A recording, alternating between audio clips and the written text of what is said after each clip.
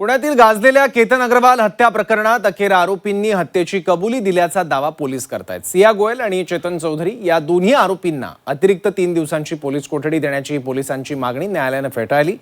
दोघांनाही न्यायालयीन कोठडीत रवानगी करण्यात आली, पण त्याआधीच या आरोपींनी केतनला कसं संपवलं याची कहाणी उघड केल्याचं पोलिसांचं म्हणणं आहे। केतन अग्रवाल प्रकरणी मोठी बातमी। केतनच्या हत्येचा पोलिसांकडून उलगडा। सियाकडून केतनच्या हत्येची कबुली।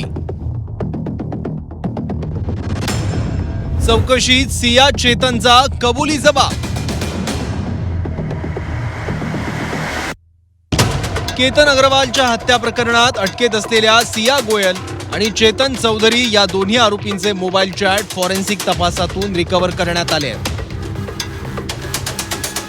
या चॅटमध्ये सांकेतिक चिन्ह, कोडवर्ड आणि निकनेमचा वापर करून संवाद साधल्याचं समोर आलं। या कोडवर्डचा अर्थ आणि त्यामागील हेतू उलगडण्यासाठी दोन्ही आरोपींना समोरासमोर बसून चौकशी करण्याची गरज असल्याचं सांगत पोलिसांनी 3 दिवसांच्या अतिरिक्त पोलीस कोठडीची मागणी केली होती। मात्र सिया गोयलचे वकील विपुल दुशिंग आणि चेतन चौधरीचे वकील राम शहाणे यांनी न्यायालयात या मागणीला विरोध केला।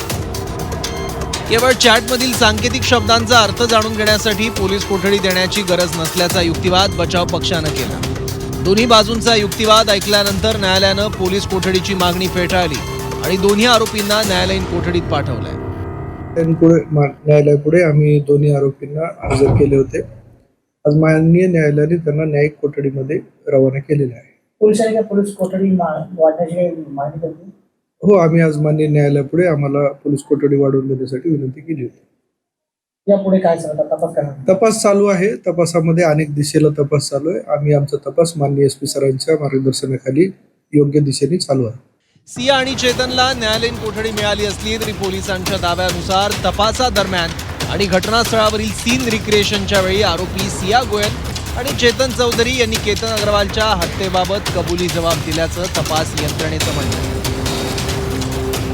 केतनशी लग्न करायचं नसल्यामुळे आणि दोघांच्या नात्यातील अडथळा दूर करण्यासाठी हा कट रचल्याचा संशय पोलिसांनी व्यक्त केला होता।